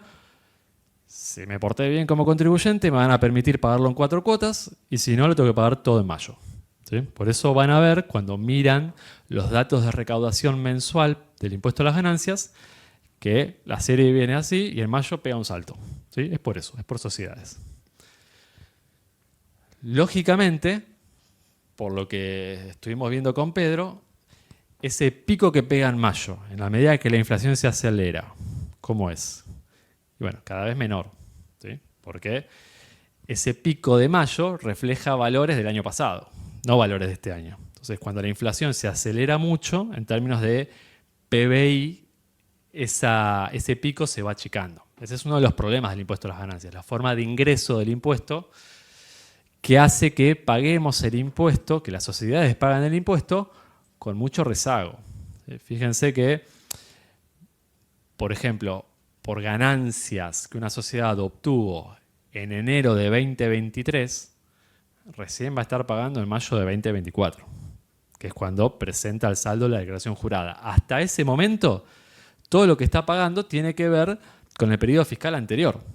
¿Sí? Las retenciones y percepciones vienen un poco a compensar ese efecto, diciendo, no, pará, no esperemos hasta mayo. Empezá a pagarme ahora con retenciones, percepciones y demás. ¿Sí?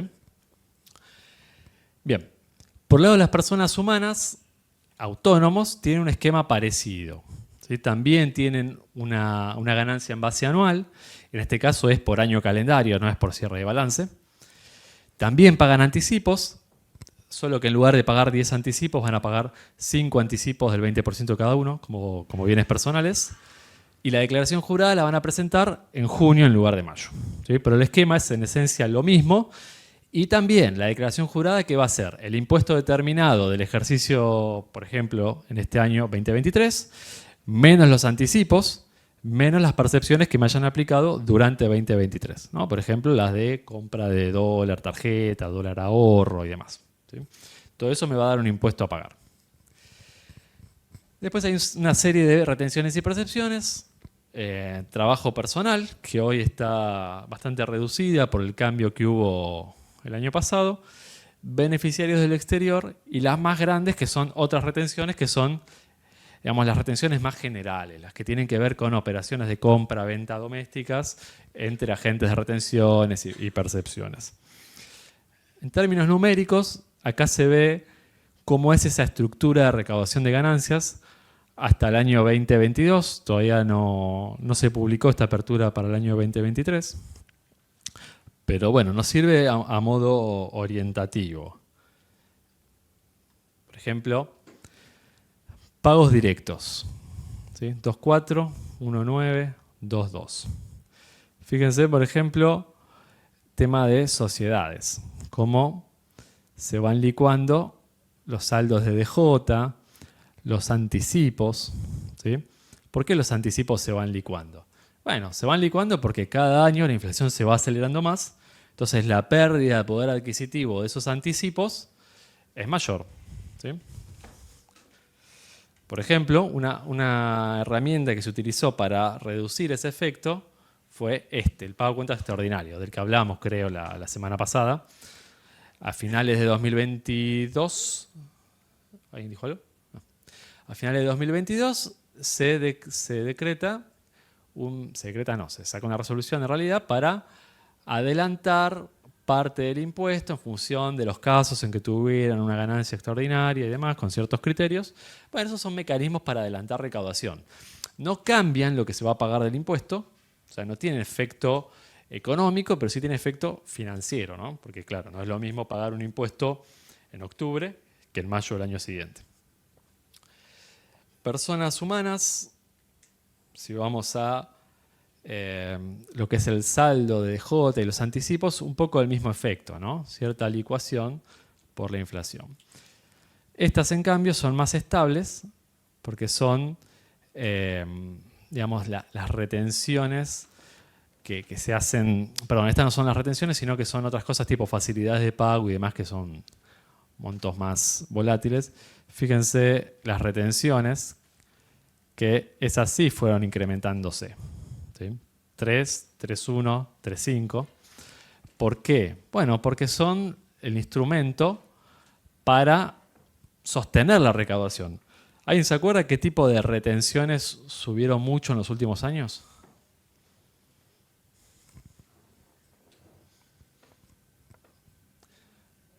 ¿Cómo? Claro, no exactamente el impuesto país, sino las retenciones de ganancias asociadas a las operaciones alcanzadas por el impuesto país, ¿no? Claro, dólar tarjeta, dólar ahorro y demás. ¿Sí? Efectivamente, estas son... sí, bajaron un poquito, pero eso no lo vemos en 2022, porque en 2021-2022 fue puro aumento, en 2023 volvieron a aumentar y después bajaron un poco. ¿Sí? Después del salto cambiario se redujeron algunas. ¿Sí? Bueno, ¿qué vemos ahí? Lo que vemos es que efectivamente el comportamiento de los diferentes componentes del impuesto a las ganancias es distinto. ¿Por qué? De nuevo, porque dependen distinto de la macro y por la forma que se ingresa cada componente del impuesto. Si bien el impuesto a las ganancias es uno, es un solo impuesto, la realidad es que adentro conviven muchos subimpuestos, si se quiere, cada uno con una lógica distinta.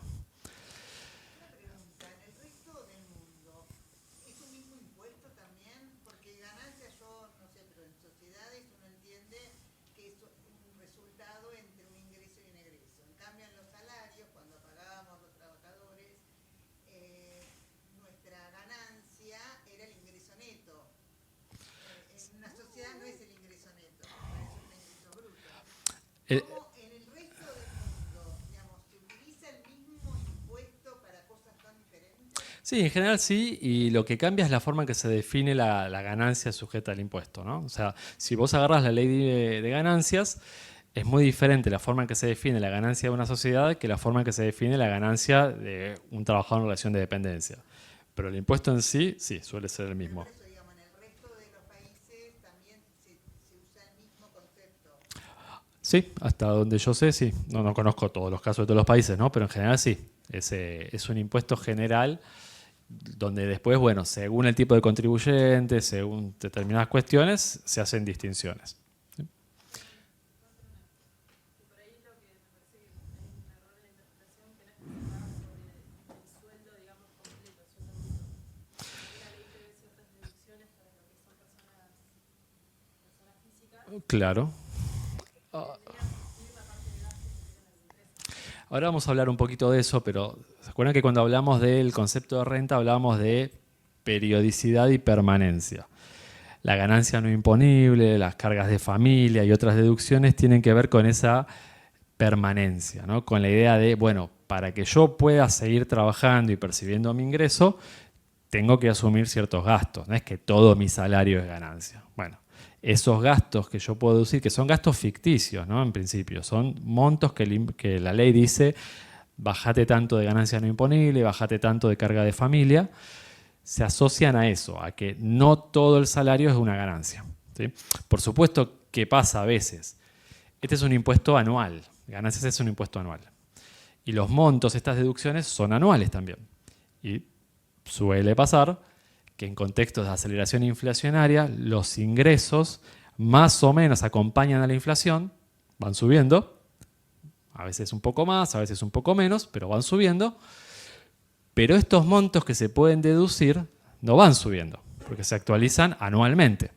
¿Sí? Por ejemplo, con la ley vigente previo a la última reforma, los montos se actualizaban una vez por año, ¿sí? En función de la variación del RIPTE de octubre del año pasado. Claro, mientras esas deducciones están constantes todo el año, los salarios siguen subiendo. Entonces, en la práctica, ¿qué está pasando? Que cada vez más proporción del ingreso está alcanzado por el impuesto. Porque lo que yo puedo deducir es constante, pero el ingreso va creciendo. Entonces, por eso es que la carga tributaria también crecía bastante en los últimos años, donde la inflación sistemáticamente era mayor que la de años previos. Sí, había una consulta por ahí.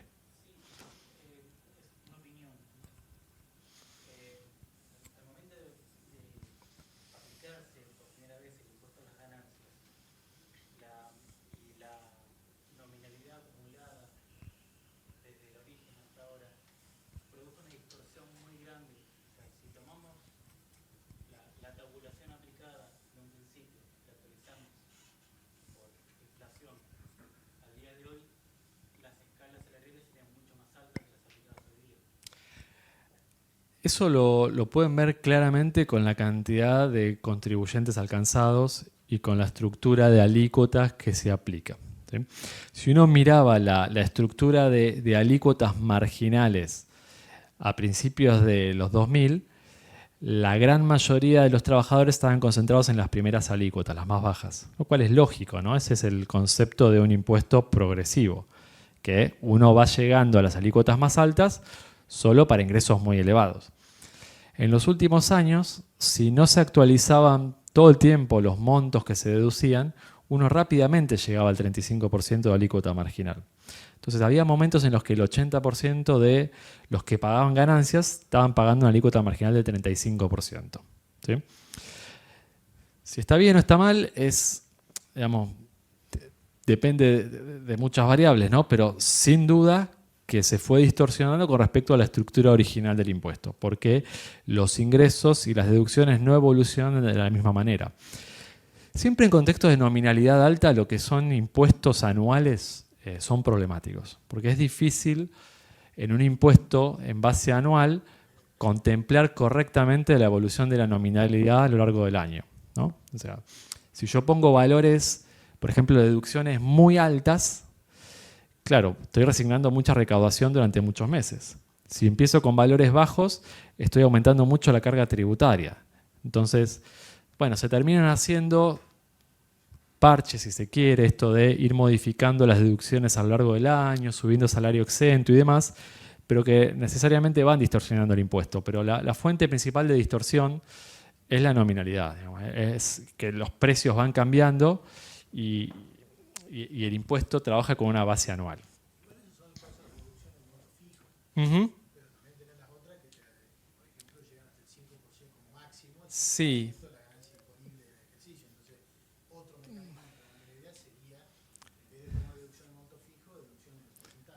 Sí, lo que pasa es que ahí sí, esas son más complicadas por ahí de implementar, más complicadas de fiscalizar, pero sí, son mecanismos que también se pueden usar, ¿no? Es decir, bueno, vos tenés una deducción de un porcentaje. De hecho, hay algunas deducciones que son porcentuales, ¿sí? Pero el grueso hoy son sumas fijas o que tienen un tope de suma fija. Por ahí son un porcentaje, por ejemplo, no sé, créditos hipotecarios, pero claro, tienen un tope muy bajo. Entonces enseguida uno alcanza el tope. Sí.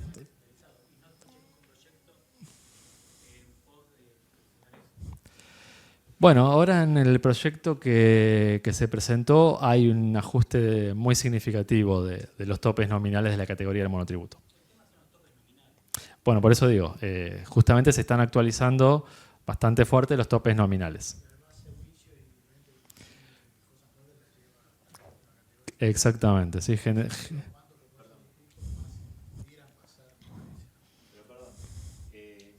discusión la estamos teniendo nosotros en un contexto de esta nominalidad que estamos expresando, pero en realidad los mínimos no imponibles y la determinación en general del impuesto se corrige en el Congreso. Es decir, cuando nosotros estamos diciendo que vamos a corregir de manera automática, es porque no nos vamos a sentar a ponernos de acuerdo todos los años a determinar un impuesto que es potestad del Congreso determinarlo. Es decir, así funcionaba hasta el año 2000. Esa tabla de alícuotas que mencionaban ustedes del inicio era de 10.000 a 120.000, ¿sí?, dólares del año 2000. No tenía previsto actualizaciones de ningún tipo, sino que todos los años, si fuera necesario, nos ponemos de acuerdo en un ámbito como el Congreso y lo modificamos. Luego, en el año 2011, apareció una delegación legislativa para no tener que ocuparnos de esto todos los años y porque había una puja muy grande con el fondo del conurbano, digamos que entonces sentarse a discutir ganancias era muy problemático y entonces se le dio una delegación legislativa para corregir solo los mínimos no imponibles, pero no la tabla de alícuota, y eso generó otro tipo de distorsión donde todos empezábamos a quedar en una tabla cortita así en términos reales, porque pasó de 10.000 a 120.000 dólares a 10.000 a 120.000 pesos de 2000 a 2013, ¿sí? Y de ahí hasta 2017. Y recién ahí se aplicó algún mecanismo de ajuste. Digamos, acá el problema está en la nominalidad, ¿no? No está el problema en cuál es el coeficiente de ajuste. El problema está en que hay que hacer ajustes demasiado seguidos. Entonces, el impuesto, yendo a la pregunta de si en todos lados es igual, en realidad no en todos lados es igual, no en todos lados se ajusta de manera automática, y cuando se ajusta de manera automática se utiliza algún tipo de unidad tributaria que se aplica para toda una ley en general, ¿sí? Pero es cierto que es un impuesto en el cual todos debiéramos sentarnos a discutir al momento de aplicar ese impuesto, ¿sí? Todo esto que estamos discutiendo ahora en realidad es un problema de inflación, no es un problema del impuesto, ¿sí? Sí, y bueno, eso lo vemos también en que hay un problema generalizado con otros impuestos también, ¿no? Como lo que comentaba Pedro de bienes personales, misma situación. El problema no es tanto el diseño del impuesto, sino si es un impuesto que se adapta al contexto macro que hoy tenemos. ¿Sí? Bueno, rápidamente, que ya no nos queda tanto tiempo, determinación e ingreso del impuesto en sociedades. Yo les decía, el impuesto determinado se calcula con una declaración jurada anual que se presenta 5 meses después del cierre del ejercicio, ¿sí? Agarramos el balance, hacemos los ajustes que la ley nos permite, llegamos a un balance impositivo, ¿sí? Que no necesariamente va a coincidir con el balance contable. Por ejemplo, para el balance impositivo podemos hacer ajuste por inflación, si se cumplen las condiciones. Eso me determina una ganancia sujeta a impuesto y esa ganancia sujeta a impuesto me determina un impuesto determinado. Pero ese impuesto determinado después se correlaciona poco con la recaudación, ¿sí? O tengo que hacer un trabajo muy minucioso para correlacionar el impuesto determinado con la recaudación. Porque como les decíamos hace un ratito, ese impuesto determinado se empieza a pagar incluso antes de saber cuánto es con un esquema de anticipos, ¿sí? 10 anticipos, el primero del 25%, los otros 9 del 8,33%, salvo en el caso de las micro, pequeñas y medianas empresas que pagan el 10 anticipo del 10% desde el año pasado. Se descuentan las retenciones, percepciones y otros pagos a cuenta que puede haber y el saldo es lo que se va a ingresar en mayo y meses subsiguientes en facilidades de pago para completar el impuesto que me faltó pagar durante 2023. ¿Sí? Eso es lo que vamos a ver, por ejemplo, a partir de mayo para el grueso de las empresas que cierran balance el 31 de diciembre. ¿Sí? Más o menos el 80%. Ese es el momento más importante de la recaudación tributaria porque no solo es el ingreso puntual más grande que vamos a ver en el año, sino porque además eso me va a determinar justamente los anticipos que van a venir después. Si a las empresas les fue muy bien, no solamente van a pagar mucho más de DJ, sino que también van a pagar mucho más de anticipos. Entonces ya eso me impulsa la recaudación para todo el año, ¿sí? Aunque a esas empresas hoy les esté yendo muy mal. No importa, están pagando por lo que les pasó el año pasado. ¿Sí? Es lo que pasó en 2020, ¿no? Donde se eximieron algunos anticipos por que venían pagando de ganancias altas en 2019. Por la pandemia, ¿no? Claramente la ganancia del año previo no reflejaba la situación de ese año. Sociedades tiene una tabla de alícuotas marginales también. No todas pagan el 35, sino que entre ciertos tramos de ganancia se paga el 25, luego se salta al 30 y luego se salta al 35. En la práctica, la alícuota efectiva varía según el año, pero está más o menos en el 33%. ¿Sí? O sea, si uno quiere hacer un cálculo más sencillo de cuánto pagan las sociedades, bueno, aproximadamente en términos prácticos el 33%. O sea, la mayoría está en este tramo ya, en este tramo marginal. Como es marginal, no todo paga el 35%, pero en la práctica es prácticamente lo que se aplica, salvo algunos casos excepcionales, ¿no? Por ejemplo, giro de remesas a casa matriz paga el 7% adicional, juegos de azar, casino y bingo 41,5% y beneficiario del exterior 35%, pero no sobre su ganancia real, sino sobre una presunción de ganancia. Es decir, según la operación que se hace, hay una presunción de ganancia, 50%, 40%, 10%, lo que fuere. Sobre esa presunción se aplica el 35% en carácter de impuesto único y definitivo, ¿no? Me lo pagás ahora y ya está. No importa que después me traigas el comprobante de que ganaste menos, no importa, ¿sí? Es un pago único y definitivo. Con respecto a las personas humanas, bueno, se determina en función de la ganancia bruta y real, de la que se detraen los gastos necesarios para obtener, mantener y conservar la fuente, ¿sí? Eso es lo que tiene que ver con las deducciones de las que hablábamos, la ganancia no imponible, las cargas de familia, el aporte al seguro de salud, seguro de vida y demás. Todo eso se considera en principio como gastos necesarios para preservar la fuente, ¿sí? Como dice ahí, históricamente las rentas de las 4 categorías determinaban una única renta gravada con sus deducciones y demás y se pagaba un único impuesto a las ganancias que pasaba por una única tabla, ¿sí? Desde que se sancionó la ley 27725, saben que existe un impuesto cedular, que es el que está ahora en discusión otra vez, ¿sí? En el proyecto de ley que se presentó la semana pasada se elimina directamente el impuesto cedular y se vuelve al esquema previo, pero según el impuesto cedular se separan las rentas de la 4ª categoría para los incisos A, B y C del artículo 82, que son desempeño de cargos públicos, trabajo en relación de dependencia, jubilaciones, pensiones y algunos otros ingresos, ¿sí? O sea, ¿qué significa un impuesto cedular? Que se paga de manera independiente de todo lo demás que forma parte del impuesto. Vos tenés rentas de primera, segunda, tercera y 4ª categoría. Bueno, primera, segunda y tercera me la pagás por un lado, 4ª por otro lado. como si fueran impuestos independientes. ¿Sí?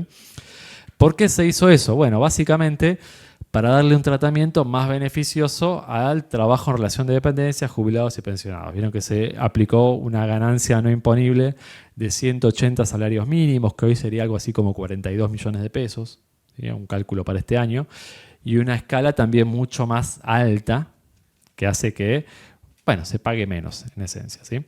En aquel momento, cuando se sancionó la ley, según las proyecciones macro que preveían menos inflación, la reforma prácticamente eliminaba la recaudación por cuarta categoría, ¿sí? La llevaba casi a cero. Hoy, en un contexto de atraso del salario mínimo vital y móvil con respecto a la inflación, la presión del impuesto subió un poquito, ¿sí? Pero a grandes rasgos hoy se recaudaría, si estuviera vigente este esquema todo el año, más o menos 0,3 del PBI, cuando históricamente se recaudaba 1, 1,1, 1,2. ¿Sí? O sea que fue una reforma que redujo significativamente la presión de ganancias sobre la cuarta categoría. Bien, acá tienen la comparación de las deducciones, acá abajo. Yo les dije 42 millones, pero bueno, porque ya estoy proyectando para el año. Pero si tomo el salario mínimo vital y móvil de hoy se empieza a pagar por ingresos anuales por encima de los 36 millones. ¿Sí? Y además la tabla, fíjense, tiene un tramo hasta 2 millones, 7, 12, 17 y demás. En cambio, la tabla general, fíjense cuánto más cortita es, ¿no? A partir de los 6 millones ya estamos en el 35%. Acá tenemos que llegar a 17 millones para llegar al 35%. Y encima, acá es 17 millones, pero deduciendo 36 millones. Acá es 6 millones deduciendo estas sumas que son mucho más pequeñas según la cantidad de hijos que uno tenga, si está casado o no está casado y demás. ¿Sí? O sea, en esencia, el esquema vigente hoy es un esquema donde hay muchísima menos presión sobre los salarios. El esquema cedular es mucho menos gravoso sobre los salarios que lo que era el esquema del régimen general. Justamente este fue un tema que en su momento trabajó la OPC, que publicó un informe del que vamos a hablar ahora en un ratito. Sí, dime.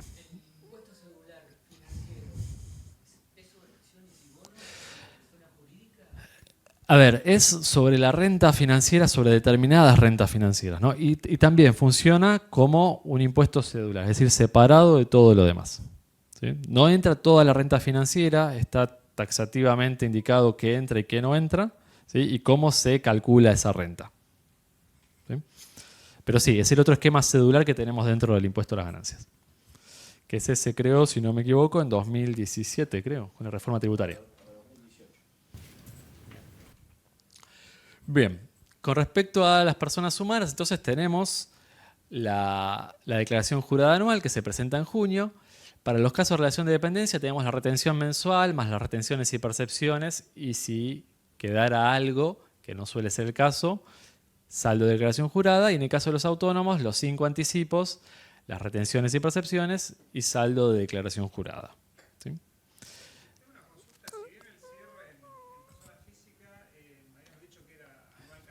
Sí. Igual el cierre, digamos, de evoluciones, eso es en abril, mayo, abril. Sí. Tiene un esquema parecido a sociedades, sí.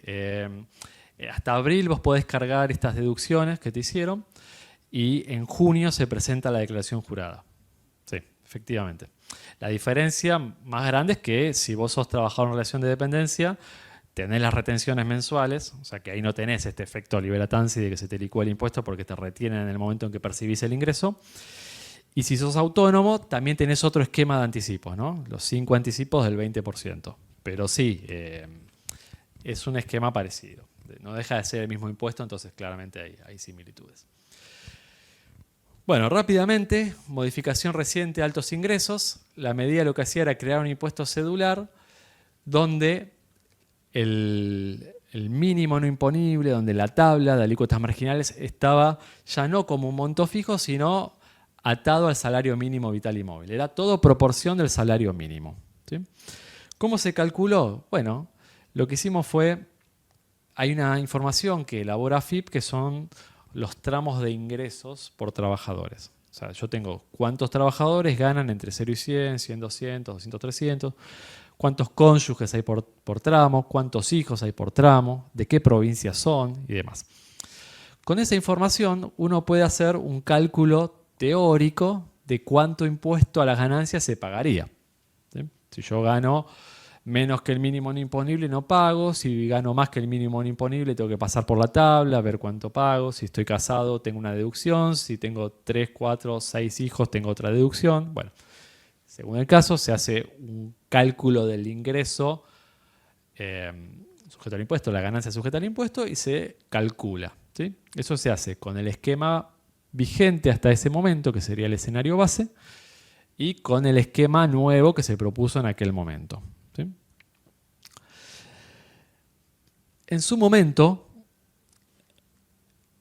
este proyecto nos había dado un costo fiscal de 0,83% del PBI. ¿Sí? Como les decía, la recaudación histórica de cuarta categoría era más o menos 1% del PBI y con esta reforma se estaba perdiendo 0,83% del PBI. O sea, se estaba perdiendo la amplia mayoría de la recaudación.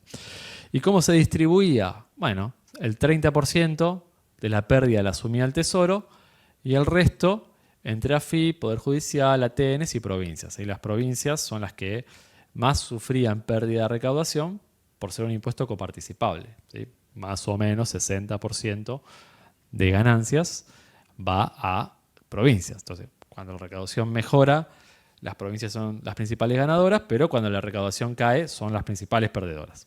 ¿Sí?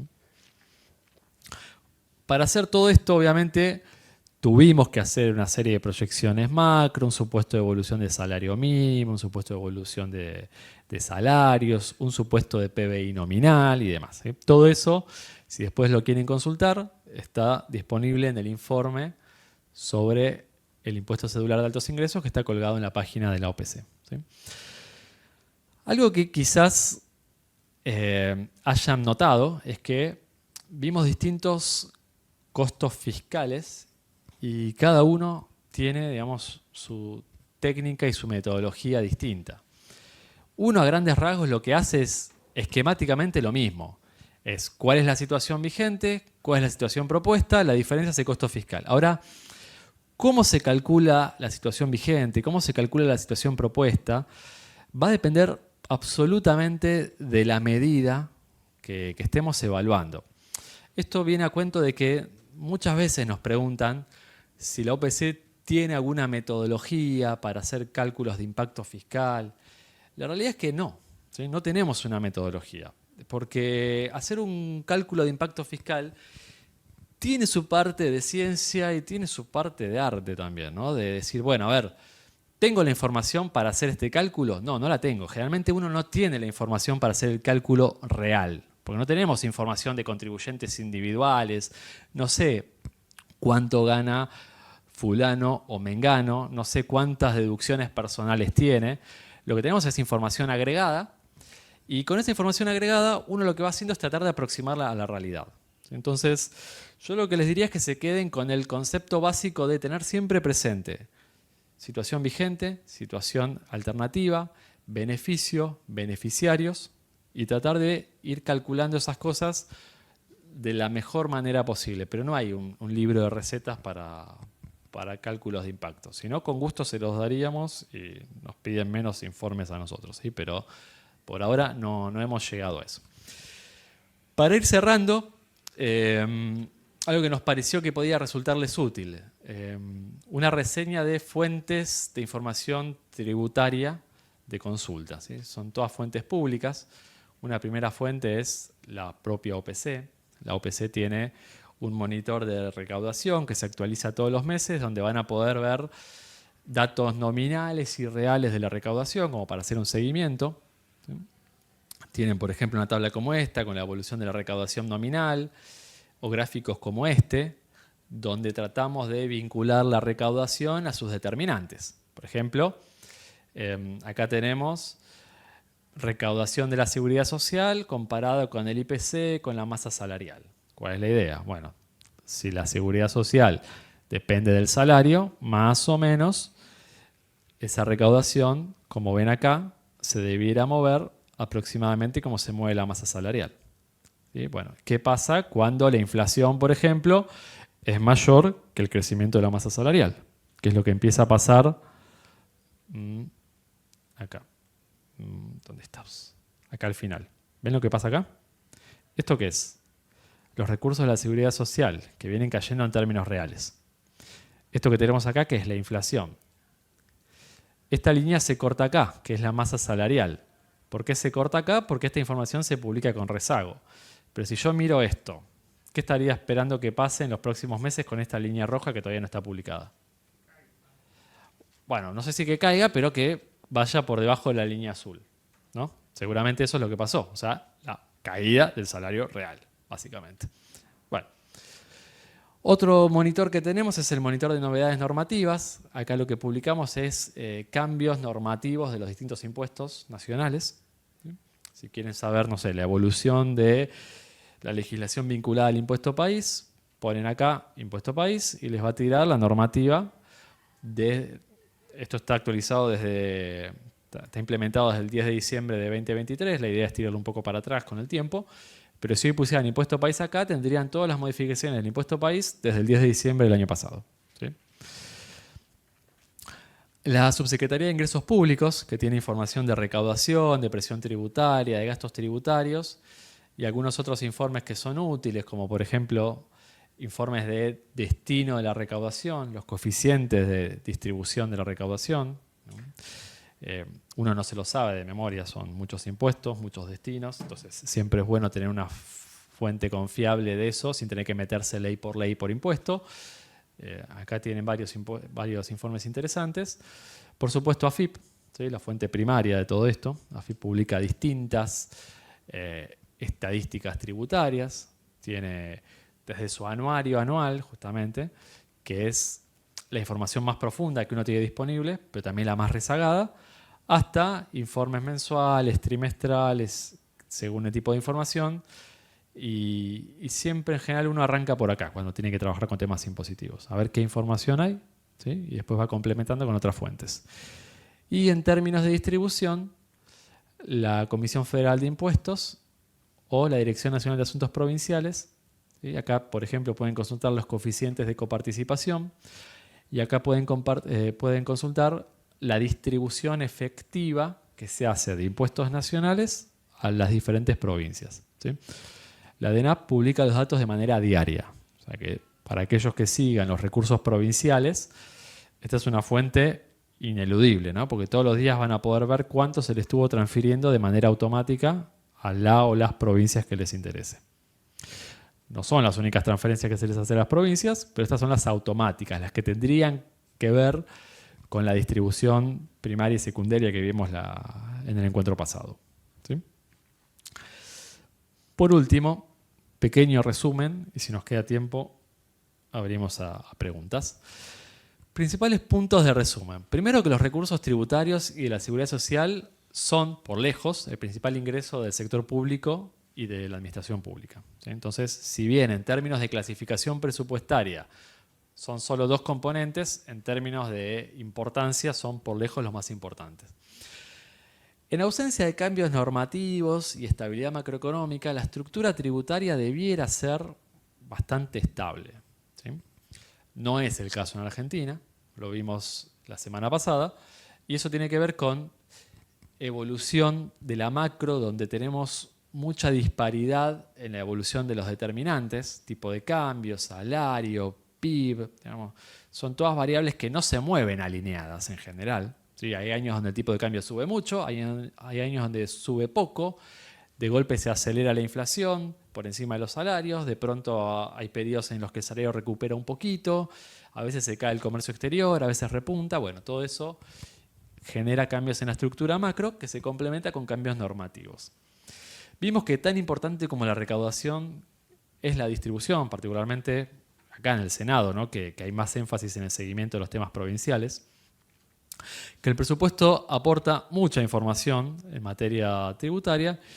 Y por último, que creo que es el mensaje más importante de hoy, es que cada impuesto tiene su lógica. ¿sí? Cada impuesto tiene su lógica de funcionamiento, su lógica de determinación del impuesto, su lógica de pago del impuesto. Y que eso nos obliga a ser muy minuciosos cuando queremos analizar el impacto de un cambio normativo, de un cambio, no sé, del contexto macroeconómico, de la eliminación del impuesto, la creación de otro impuesto. Bueno, tenemos que tener bien claro cómo funciona ese impuesto para poder ver cuál va a ser el impacto sobre la recaudación. Porque vimos que una historia es el impuesto determinado y una historia muy distinta es la recaudación.